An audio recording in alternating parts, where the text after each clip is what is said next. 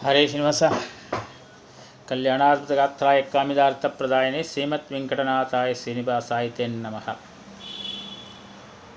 आपादमौलिपर्यन्तं गुरुणामाकृतिं स्मरे तेन विघ्नाः प्रमुच्यन्ते चित्तञ्च मनोरथः। हरि ओम श्री गुरुभ्यो नमः। सबको भगवान सारा खुशियाँ बला दे, ये प्रार्थना करते हुए ये पितृपक्ष है। कल हमने थोड़ा शुरुआत की थे पितृपक्ष का श्राद्ध के बारे में बात करने के लिए सोचे थे, वो न जाने कहीं कहीं चले गया था। वो पितृपक्ष का श्राद्ध के साथ साथ बाकी भी बोलना चाहता था मैंने। साल में हर एक मानव का, जिसके माँ बाप गुजर जाते हैं, माँ बाप नहीं रहे, उन लोगों के लिए साल में 96 श्राद्ध तो करना चाहिए। यानी कि 96 श्राद्ध में कैसे कैसे करना है उसके बारे में थोड़ा विवरण देता हूँ पहले, उसके बाद आगे बढ़ता हूँ।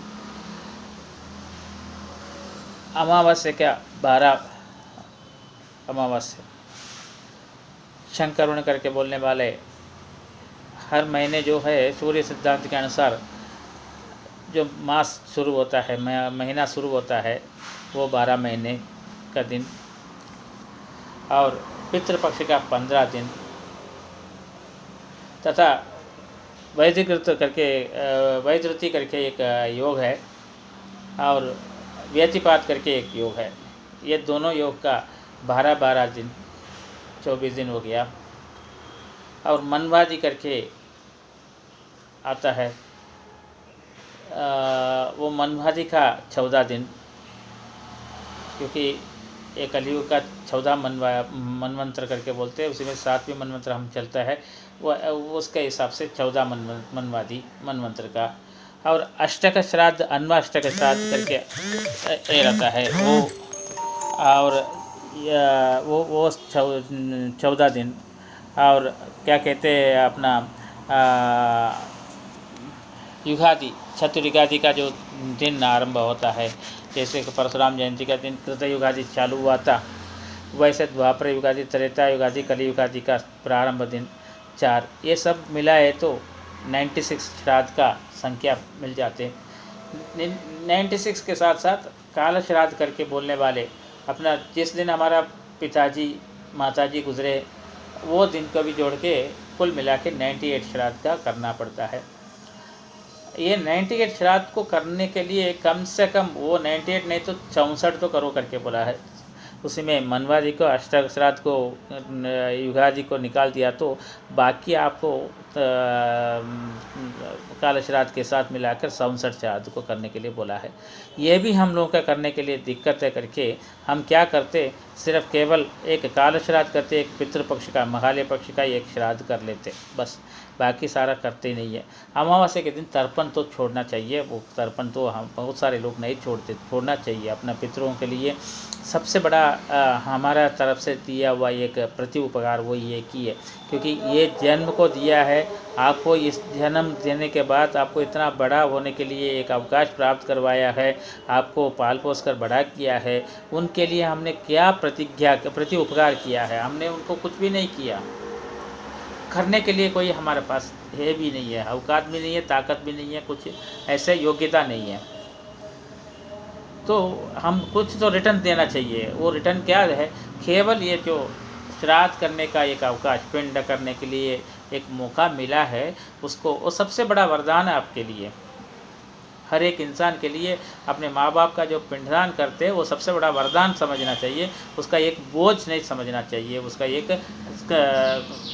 कर्तव्य ऐसे नहीं समझना चाहिए। श्रद्धा से श्राद्ध होता है, श्रद्धा नहीं है तो श्राद्ध नहीं है। श्राद्ध करने के लिए आपको मन में इच्छा प्रकट होना बहुत ज़रूरी है। आप अपना स्वयं, मेरा पापा का दिन आ रहा है, मेरा माताजी का दिन आ रहा है, मैं करना है मेरे को, ऐसे करके इंतज़ार करके उसका खुशियाँ श्राद्ध करने के लिए होता है। श्राद्ध का श्रद्धा के रूप से उसको प्रतिनाम दिया गया है श्राद्ध करके, नहीं तो पिंडा करके बोल के चले जाते थे, वो नहीं बोला आपने, श्रद्धा का नाम दिया है श्राद्ध।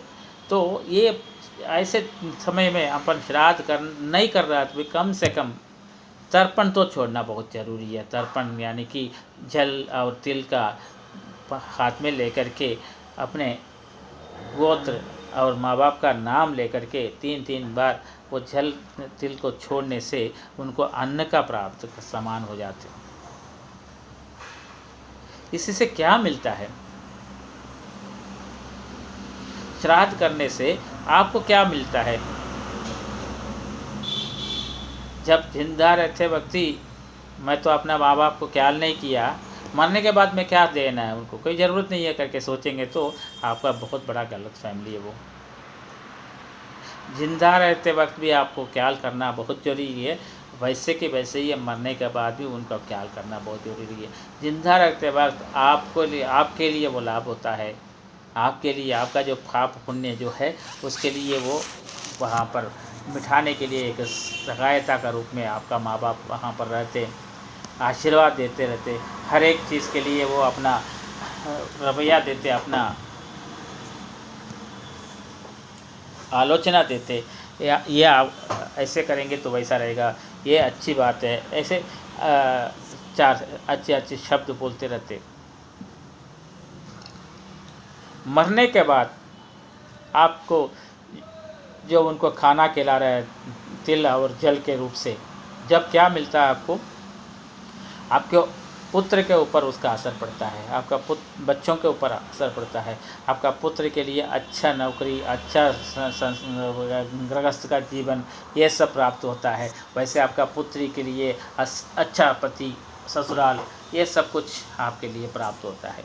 ये सबको ध्यान में रखते हुए ये दोनों श्राद्ध पहले भी उनका ख्याल करना चाहिए, मरने के बाद भी उनको ख्याल करना बहुत ज़रूरी है।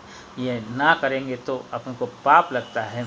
ये पाप जो है प्रारब्ध कर्म के रूप से हमारा साथ ही आगे बढ़ते जाता है। ये तो हमारा साथ कभी छोड़ता नहीं है। जब तक लिए प्रारब्ध का मुक्त नहीं पाते तब तक के लिए आप तड़पते रहेंगे। ये ज़रूरी है क्या? नहीं है। इसलिए श्राद्ध करना बहुत ज़रूरी है।